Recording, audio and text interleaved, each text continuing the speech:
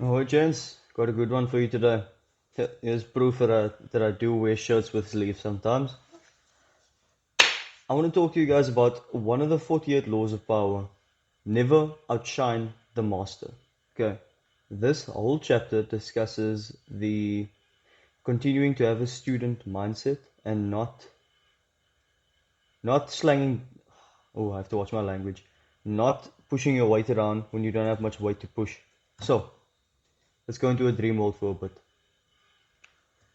You are chilling with your brother, with your friends. Okay, so your one mate, you know this guy. This guy knows how to get girls, right? And you maybe you wanna get better at speaking to women. You know this guy's. He knows what's happening. So you decide to egg him on. Like your natural thing would be like, this guy doesn't know what he's doing. I'm gonna show him up. But you actually don't know anything. So you egging him on and you like trying to be like, oh, look at me, I've gotten with better looking girls than you. It's like he's not going to tell you anything. He's not going to help you out. You outshining him in his position as guy who knows how to get goals. This outshining the masters helps especially with older men. If you were, bruh, older guys, if you're a young guy, older men are the flippin' coolest people you can speak to. Just take a student apprentice mindset to them. What kind of kids do you like talking to? Do you like talking to the kid who like pisses you off and like tells you like, oh, this is like disrespects you? You know what I mean? I don't like talking to lighties like that. Like if a lighty comes up to me and he's like, uh, that's an interesting outfit you're wearing. I'm like, okay, is that like a passive aggressive? Is that a bruh? Grow up here nuts. Talk to me like a man. Say, I think, oh, what you're wearing looks funny. Where'd you buy it? Like, be a man about it. You know what I mean? But okay, that's actually a good idea. So, if a 10-year-old were to come up to me and he were to say, hey Ashwin, I've really been struggling with talking to girls. I'm quite like nervous around them. I'd be like, bro, you're 10 years old. Don't even worry about it that much. Just keep play with your friends, keep living your life, you know. You know what I would do if I was 10 years old, if I was your case? I would read more. Then I give him a book recommendation. Or I'd give him the audio book. Or I'd buy him a book. I have flipping money. I'll pay for kid stuff, but I'll buy him a copy of How to Win Friends and Influence People. I would do that. But if he's going to come up to me, if he's 10 years old now, and he's going to come up to me and he's going to be like, I can't even think of how annoying children think, but let me just get it in my head now. So he'll come up to me and be like, what do you know about talking to people? You don't even have a girlfriend.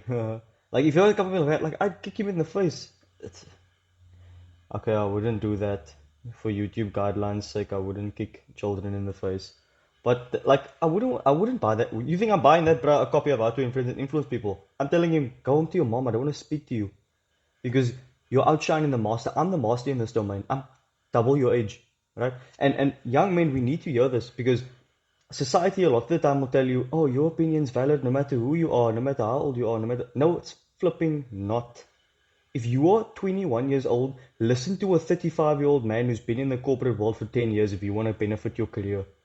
You, oh, I found this out from YouTube. Oh, Andrew Tate said this and that. I'm not a Tate hater at all, but I'm just being like, oh, Andrew Tate said this and that. Listen to the grown man speaking to you who's done all this stuff, similar position to you. Don't outshine the master. Alright, stop trying to reinvent the wheel. You're not Steve Jobs. You're not Bill Gates. You're not a flippin'. Even those guys listen to their mentors, right? Never outshine the master. Don't try and act like you know what you're talking about. You come at it from a place of admiration and respect when you want to get information out of someone. And this can seem quite intuitive to a lot of guys. Like to me, this rule was quite intuitive when I read the book. But I realize how often men, especially, we mess this up completely. We will like try and outshine our dads, like outshine our brothers, our older siblings, everything. And it's like, this guy has something to teach you. Listen to this, bro. And worst case scenario, right? They don't actually know much more than you, which is possible. There are 30-year-olds who know less than me, right? You'll still learn what not to do. If they honestly tell you what they've been doing, you'll be like, okay, I definitely don't want to do that because you're a loser. And that's fine, right? That's valuable. Learning those lessons are valuable. So never outshine the master. Never try and stand up and be something great. Try and act like something more than what you really are.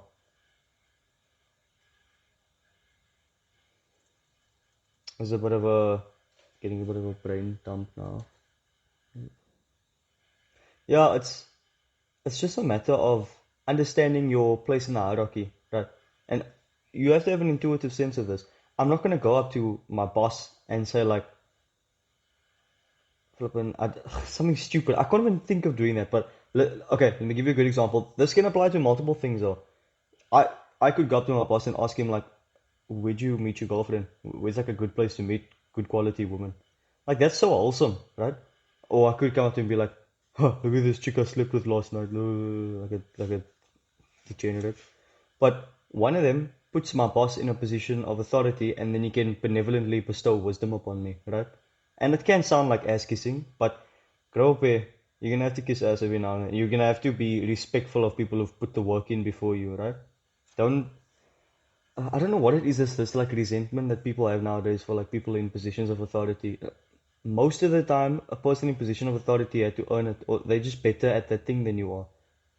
It's like okay, I get it. I kind of get it. Maybe it's from teachers because obviously they not the best.